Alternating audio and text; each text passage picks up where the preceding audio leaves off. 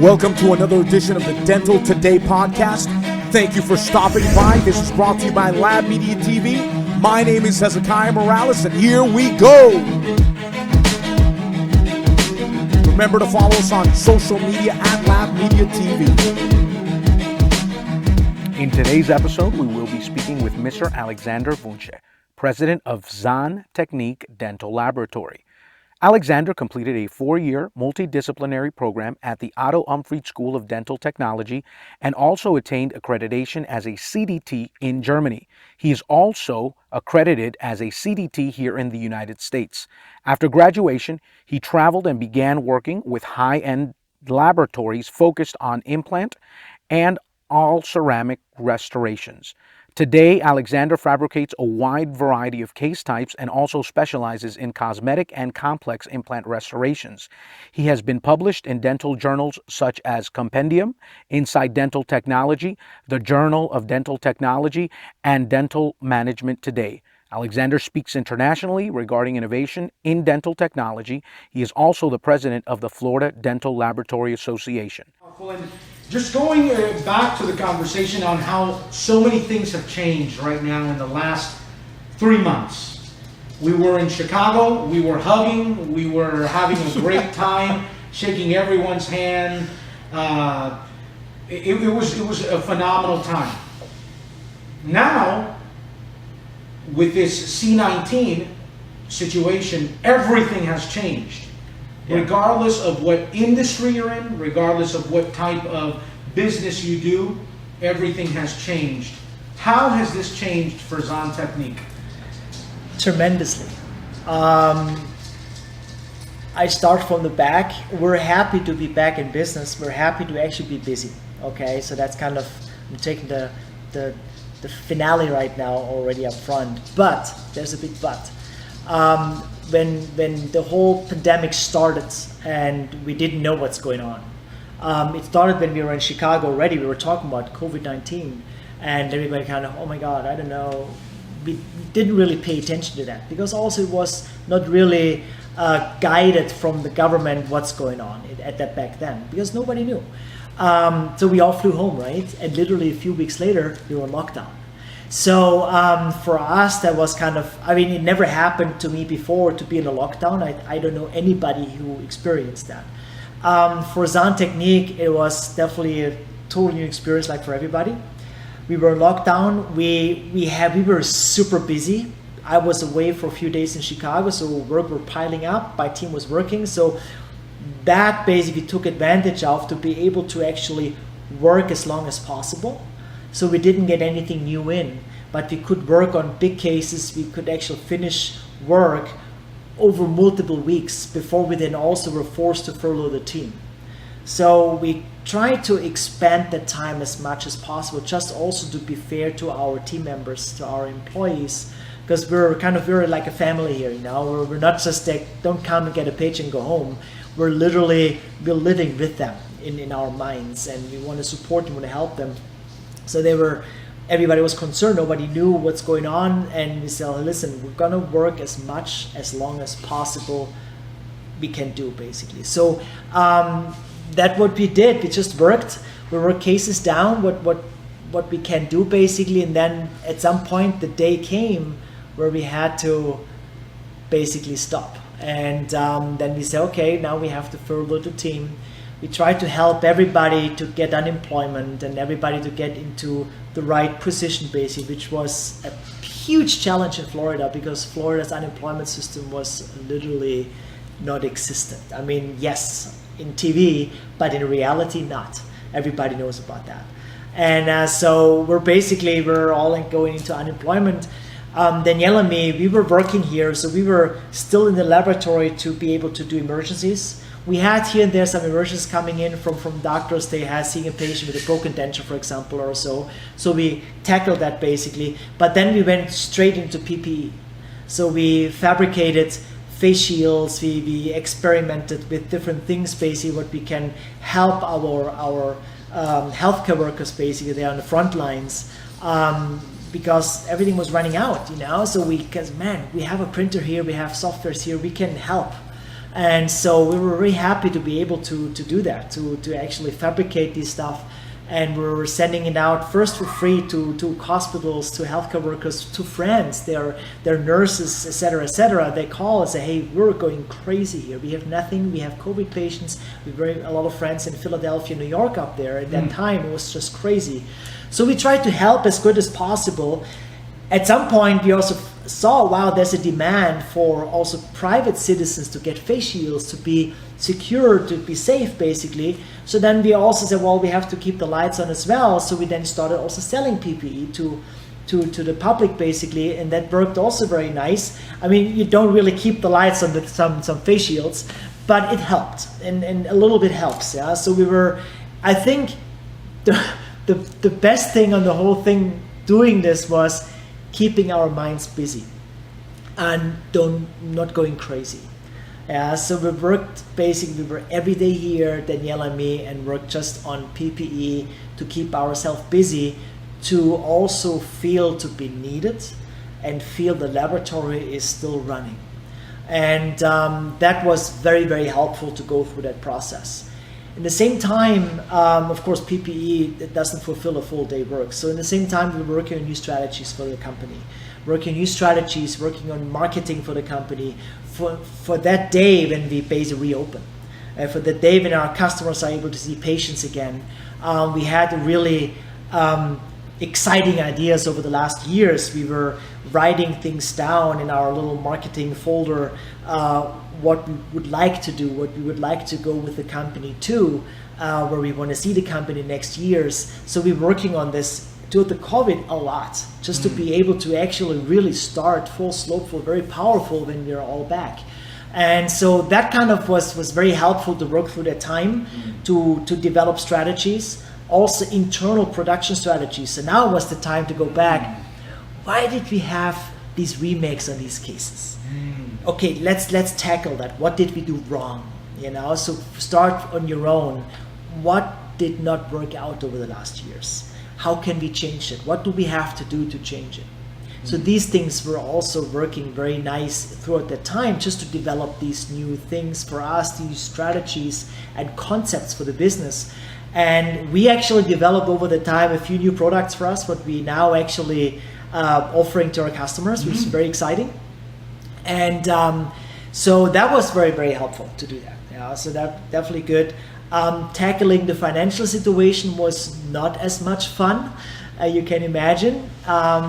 Yes, we got some help from the government, of course, with the PPP, for example, but everything came very late. So at some point we got support with the PPE, or we got kind of the approval, and then we also were running into the time where we now seeing doctors opening the office again.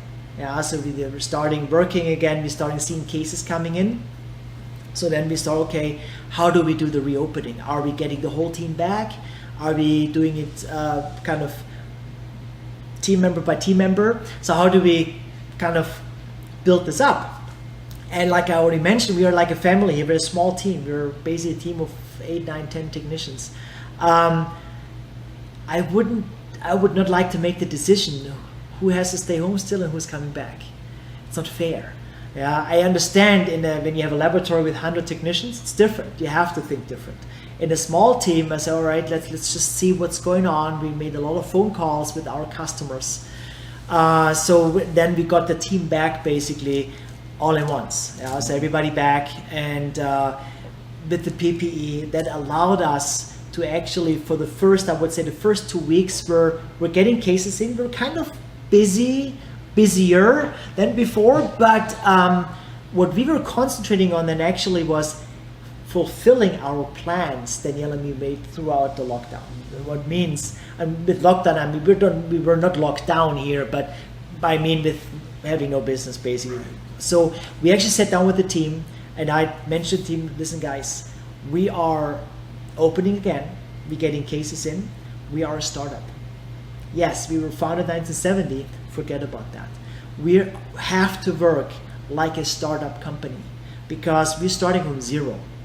We got some loans from the government, we got a PPP, but now it's time to actually tackle these things we made wrong before and we didn't have time to tackle it. Now we can actually start from zero.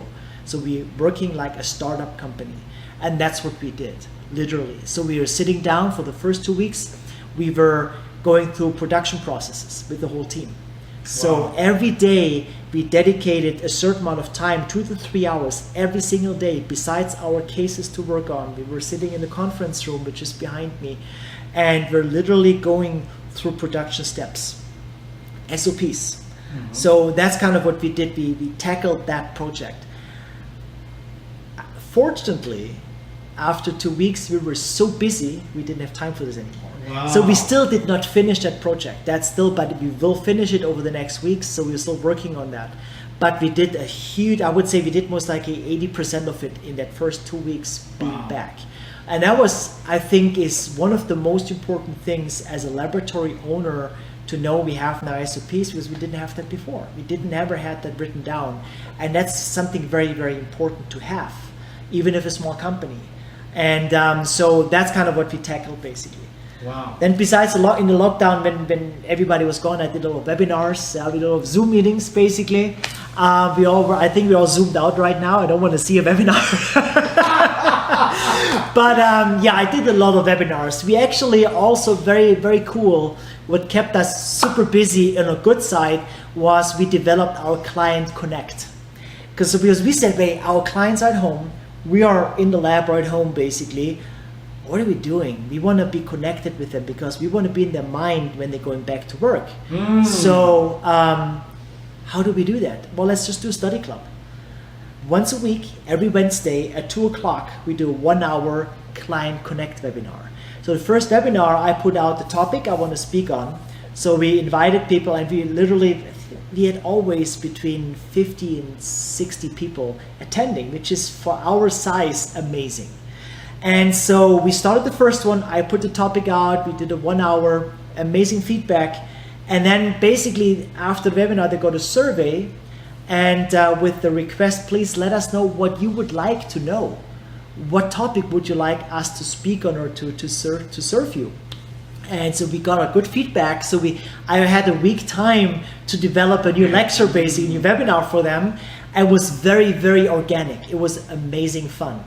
Good feedback. I invited guest speakers. So I did one webinar together. We did a kind of cooperation with a very, very good friend of mine with Dr. Makrau in Philadelphia and in Pennsylvania. We do work together, and so we said, hey, let's do this together. Yeah. So he was in Philly up there in his house. I was here. We did the webinar together for our clients, which is really fantastic. So this stuff was fun, and that kept us busy. We did a dental laboratory conference with Peter Pizzi, Arian Deutsch, and Nandas with me together. So we did a 4-hour afternoon conference, basically online, a Zoom conference. It was amazing fun. We had, I think, over 800 attendees to that. It was awesome. It was really cool.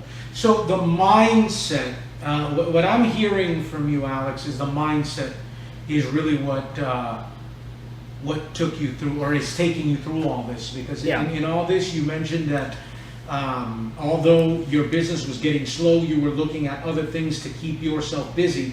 Because it's not just keeping yourself busy for the sake of it, but it's keeping your business going, maybe not right now, but in a week, a month, 6 months from now, through marketing, the connection, and that's so powerful. So again, it's a mindset, and when it comes to the mindset, I am very inspired by dental professionals as yourself that have been able to find that sweet spot between the balance of having a business, successful business, a business of excellence, having a family, maintaining the relationships with the doctors, with the folk that your team members, and keeping all that fresh and growing.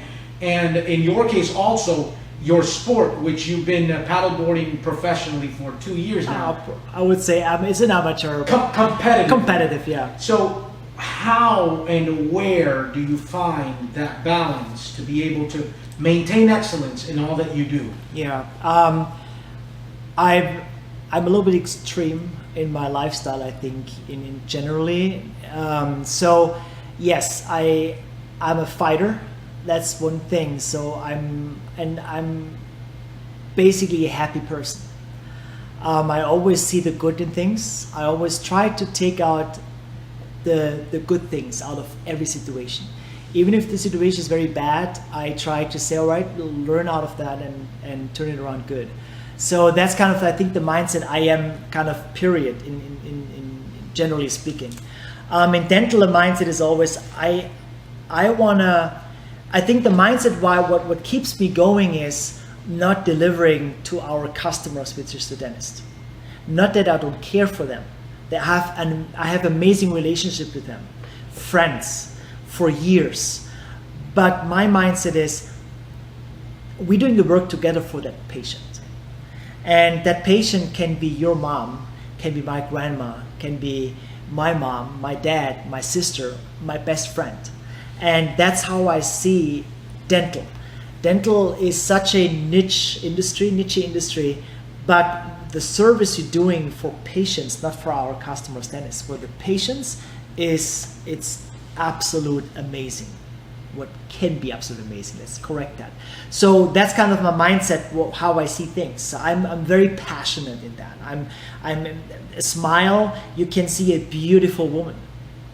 And when she opens her mouth and the teeth are just not appropriate or they're just not nice, the whole beauty falls down, right? You can see an average person and that person starts smiling with beautiful, natural looking, beautiful teeth.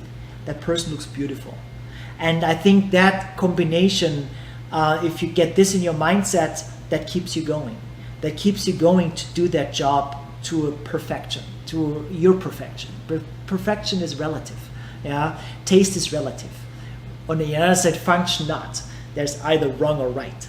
But taste, beauty, it's all relative. Yeah. So and I think that's kind of the deal where what keeps me going, always to the next step. To what can we do different now? I'm never satisfied with my own achievements. So if I finish a day, I drive home, I think, man, oh yeah, they say it looks good, but I would change next time this and this and this to make it even better. So you always want to go to the next level. And that combined with family, with sport, I need that work-life balance. You know, I need to go out. I know many technicians, they do nothing else than their job. They're so passionate, they're phenomenal technicians, but they have nothing else, and they burned out after a while. That's, I think, is very, very close. Dentists and technicians are very close to be burned out throughout their career at some point. I tried not to be that. I was very close to be at some point with having the lab running, speaking. I was flying 80,000 miles a year just for speaking. And I was close to be that point, so I'm running into burnout. I have to make a heartbreak now. And I found basically myself back into my sport. I'm an extreme sport fanatic. So I used to be a competitive snowboarder in Germany. I did a lot of free riding and backcountry snowboarding in Germany, kind of hiking for hours, then going to cliff jumping and all this stuff. So I was very passionate in that. And then I was surfing, then here in the States, surfing a lot, and then paddleboarding and all this stuff. So the ocean is my home, my second home basically. I'm a waterman. I love to be in the ocean or in the mountains in the snow, but the ocean is much more important for me. And that's kind of where I recharge my batteries. But I need that thrill. I need that kind of extreme, not just going for a nice paddle or for a nice surf. I need always the extreme. And that's kind of what definitely keeps me going, and also give me the balance between that sitting on a bench and working very detailed on a microscope to do something beautiful, aesthetic, creative for a patient. And then I need on the other end the more rough, to go out there going either backcountry snowboarding or go paddleboarding. I paddled last year from the Bahamas to Florida for 82 miles, for example, in 13 and a half hours. And something like this keeps me going, to train for that, to literally let everything fall what is with dental, to jump into another passion. And it doesn't take too much time off my job or off our company basically, but I need the balance for that. Plus, before we met for the interview today, I went for training at 7 o'clock in the morning for an hour on the water basically. So that's kind of what I need to really recharge and then go back then to this year. So that's kind of this balance what we have to do. On another note, in the middle is the family, right? I'm most like the luckiest guy in the world because I have a beautiful wife. She's amazing. She's 500 million times smarter than me. And she's leading the company together with me.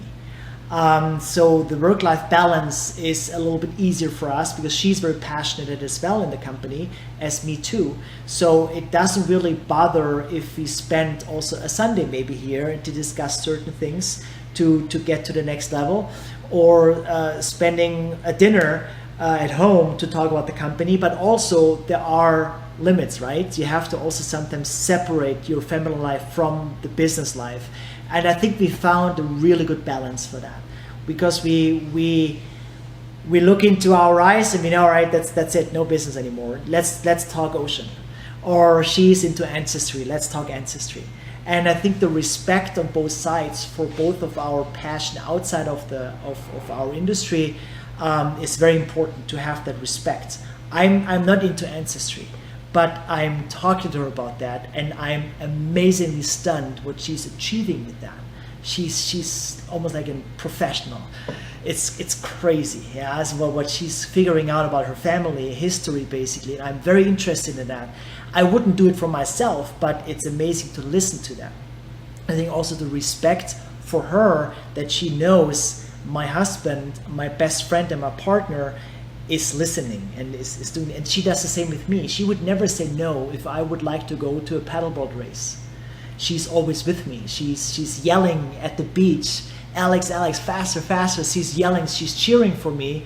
Even if there are 100 paddleboarders, they're faster than me. Even if it would be the last, she would cheer on the beach. And I think this combination keeps your family life going. That's very important. Then we have two boys that both live in Germany. They're 16 and 14 years old. They're amazing paddleboarders and surfers and snowboarders basically. They play both American football, so they're very, very athletic guys. We miss them like crazy, but we know they're coming back. They're coming to us in summer. They will be here for Easter. We will be over there for Christmas. So we see each other on a regular basis and do amazing fun things together besides the business. But also when they're here in summer, I cannot just be off for 6 weeks, right? So I'm here and they're here. And they're here with us every day. Wow. They get up at 5:30 with us. They drive to the library because I'm an early bird. I want to be here at 6:30. They're here with us. They're now in an age I can have them helping us. Yeah, my oldest son, he's doing his driver's license, so he will be maybe our courier driver for the summer. Yeah. You know, so these things, so we kind of engage them basically a lot. Yeah, they have their own projects they like to do basically. On the side, we are actually right now in process of founding a different company in extreme sport, in surfing and skateboarding. And it's just more a hobby, it's more a fun project for us and for the boys basically, but it's fun.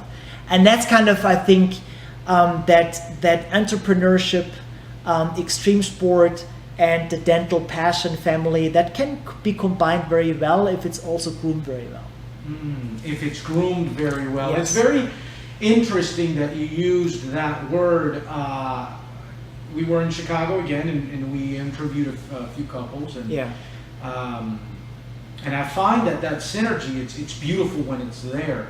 And this has nothing to do with dental, but I do believe it's very important for us to groom ourselves in order for us to find a compatible partner, because we would be having a very different conversation if that wouldn't be the case. Oh, absolutely. I mean, my partner is responsible for my success, or for our success actually, for the success of the company, for success in your hobbies. Yeah, I'm responsible for her success in Ancestry because I support her wherever I can. She's responsible for my success that I could paddle from the Bahamas to Florida for 82 miles in basically one day. And so it's not me, it's us. And Wow. if you don't understand that, and I know it's not for it's not everybody's cup of tea. I totally respect that as well. For me, I know I would not be here without her. Impossible. I would not be able to do all this what I do without my partner, without my wife Danielle. So I think that's that respect and that knowledge and that kind of that the surrounding that's very important. And it's interesting that you said that, and I'm paraphrasing here, the things that make her happy or fulfill her are your responsibility, and vice versa. Yes. And when I listen to that, I also hear the other side of the argument, and I know this is off of the dental, but it's very important because I do believe that, as you mentioned, if that wouldn't be existent, this wouldn't be existent. Yes. So I've heard on the other side of the argument said many times that I'm not responsible for my partner's happiness. They're responsible for their happiness, and then we get together and we're happy. But you said, I am responsible for, and I identify a lot more with that, because when we as the partner, whichever it is, we take responsibility on that, then we inspire each other. That's the point, and I think that's how life should be. I cannot imagine having a life just by myself. There is no goal, but I have a goal with Danielle together to put this company in the next level, to go on the ocean, on the water, to the next level, to experience that. And I think for me, that's my personality, experiencing this with a loved one, it's much nicer than for yourself. I'm not responsible. Yeah, I am, but I'm not responsible for my own happiness. It's the team. It's always the team. Without the team, you are nothing. That's my philosophy. Yeah, without the team in Zahntechnique, not just me or Danielle, without everybody working in this company, we're nothing. We're nada, nothing at all. Because I would not be able to accomplish anything here without my team. Yeah, I can do cases, of course, but not the cases we're doing. Synergy is not possible. Exactly. It's impossible. Without the team, with our relationship team to our clients, to our dentists, we would not be here. I could not imagine just being a vendor for a dentist, just doing 150 crowns a day, full contour zirconia crowns for one of the clinics or so. It would be horrible. I could not imagine to do that. It would not fulfill me. I would stop. I would just, no, I don't want to do that. I love to be on the phone, on FaceTime, on live meetings with my customers, with patients. That's what fulfills me. So, and that this team comes back. Now we do so many FaceTime meetings with customers all over the world, because I would say just half of our clients are local. The local is the South Florida market. The other half is everywhere. And we have meetings every day together. I'm on the phone, on FaceTime, on Skype, on Zoom, all these things. So even with patients, so many of my customers, they literally have the patient sitting in a chair, they're taking the iPhone, and hey, this is my technician, talk to him. And they're leaving the room. And I talk to the patient, and we have that one-on-one meeting. The patient sees me visually. The visual is very important. I see the patient, and I can ask questions I need to know for the case. I think that's very, very important to understand that. That comes back. You can transfer this to your private life, to your family. You can transfer to your hobbies. You can transfer to here. Same thing. Our team, our crew, where we go paddleboard racing together, where we train together. Without that crew, I would not be there. What I'm doing in paddleboarding, it would be impossible. Yes, you can train by yourself. I tried it over the pandemic. It was horrible. It was horrible. I was getting slow because I don't have anybody else to match myself. Yeah, so now we still keep social distancing. It was on a 14-foot paddleboard. You cannot hang together. It doesn't work. But you can train together. You can draft. You can match yourself. You can see, hey, this guy is faster now. I have to keep up. You can take your time. We have our coach who tells us, get your butt together, man. Come on, push it. And these are the things. It comes down to the team. Every individual sport, even if it's an individual sport, is surrounded by a team, by support, right? The support, the team can be the wife, the girlfriend, the boyfriend, the whatever, the family. The support can also be the coach, the team, the other friends who go with you, basically. So it always comes down to the team. That's powerful. Yeah. And you are in Danielle's corner, and Danielle is in your corner. Absolutely. Because you're both a team. Yes. That's powerful. Yes. That's powerful. And so we talked about you not wanting to, I mean, hypothetically speaking, or just because we've been, let's call it, we've gotten an OD on Zoom, right? We've OD'd on Zoom for the Yes. past 3 months. Everyone's in front of their computer, everyone's in a webinar, a conference call. But what else does Zahntechnique have in store? We're very excited to know. To have in store. Yeah, what do you have coming up? So what we have coming up is, well, first of all, we want to get our ducks in a row again. That's, I think, the biggest goal for us, to make sure we're busy over the next decades. And so for this, we prepared some projects. I don't want to talk too close about this. Some really nice stuff what's coming out, what we're coming out with. We partnered with some good companies for also new projects. They're actually already launched. They're working on, they're putting it out there, which is fun. Zahntechnique we're trying to grow the company, but in limits. I think that's very important to understand. So again, the team, we're trying to grow the company year by year a little bit, to not losing the relationship to our customers, to be that connection point between the patient, the doctor, the high tech, the digital, the analog, the whole basically dental industry, to be that knot basically. That's where I see the company going more and more to be a very important player on first the American market, but then also internationally for high-end dentistry. That's our goal. Even if you would grow from now 10 people to 30 people, I don't want to lose that role. I don't want to lose that relationship with our customers. Right now, let's say we have roughly 100 customers.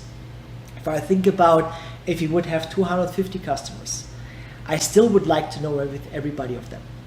Just to have that relationship, to be able to really fulfill these cases, these more complex cases. There where I see Zahntechnique going more and more, and that's actually what keeps us rolling, is we're not concentrating on single individual crowns, we're concentrating on complex dentistry. And that's kind of, I think, what is the good advantage why we also are now sliding out of this pandemic in a good busy way, because the single crown business, the bread and butter business, is a very, very hard and brutal competitive business with mega labs and small labs, and everybody's trying to kind of play there, right?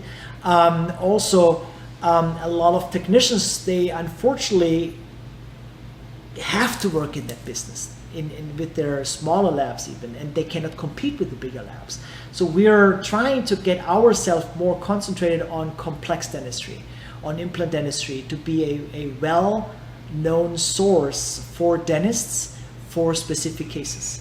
Yeah, so that's kind of ideal. Just as an example, all on four, Pro Arch, all these different names for the same technique, for an immediate loaded, hybrid for a full arch restoration. So we place implants and we help the dentist and load an immediate temporary on day of surgery.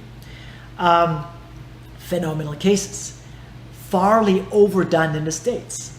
We're doing too many of these. There's so many patients, they should not get a restorations like this, in my mind. There's so many other restorative options. A patient would get something better. The problem is the knowledge about that is not there.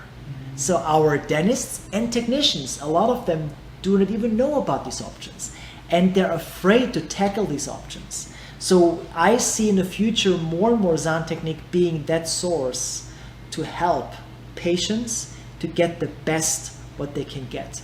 Not necessarily the most expensive, because the best doesn't mean the most expensive. The best means for that specific patient, the best customized restoration in their ability to clean it, to take it out, to put it in, for their lifestyle basically, and for their health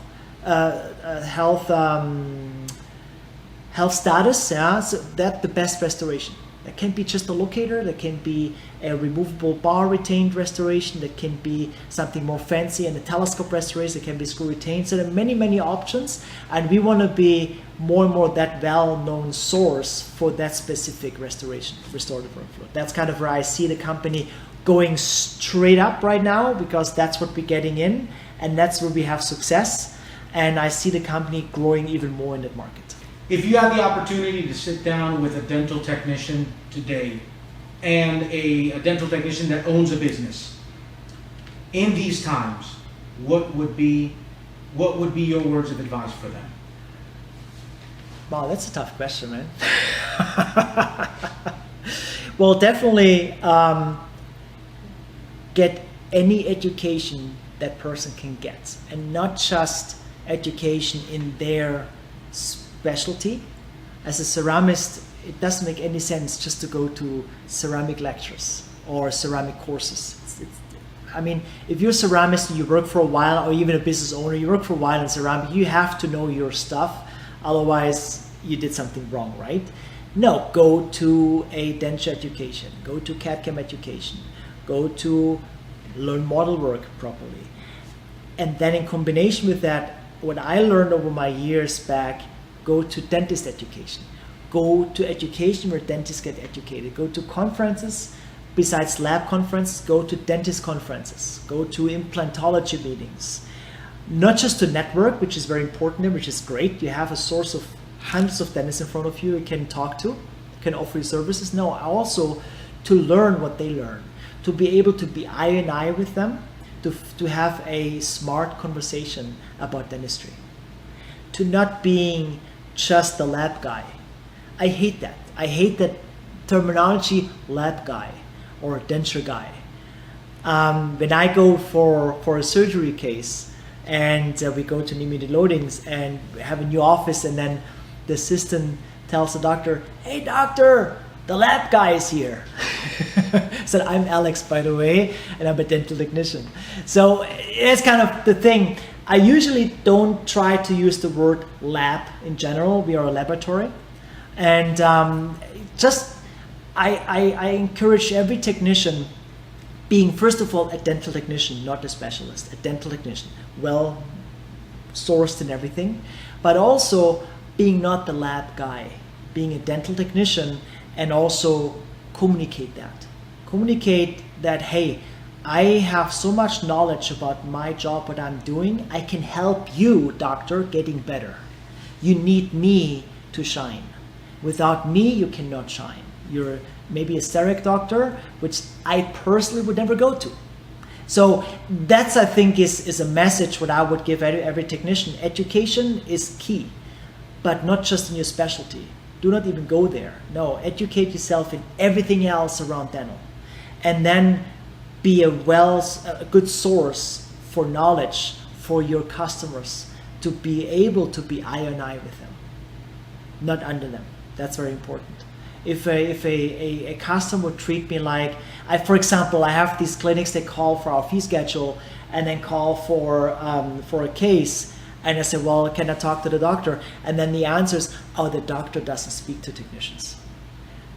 At that point, I say, well, then I don't actually work with you. Because if I cannot talk, well, you can talk to the assistant, she handles everything. Say, well, then we're not matching together. It doesn't work. Yeah, that's kind of a point where I then step back, say, all right, that's not going to be a match. Not every dentist can work with me, and that should not be arrogant at all. It's just there is not always a shoe who fits you, or with what fits you, right? So that's kind of how I treat the business. So there are amazing relationships that works, and there are just relationships that don't work. And you separate yourself. Say, hey, you know what? It was good, a try, but that's it. And I think that's also important to give that message, to not try to work with everybody and everything and right now, to go step by step, yeah, and capture that and kind of conquer basically the dental world step by step, not too fast. Conquer, yeah, Alexander the Great, the Conqueror. Right, that's very appropriate. Alex, thank you so much for your time. Thank you. For being generous with your time, opening the doors of Zahntechnique Danielle as well. She's doing some work right now in Yes. the back as well. It's been such a pleasure, and I hope to have you back on soon. It was my pleasure. I would love to. Absolutely. Thank you so much for having me on. Thank you. That was awesome.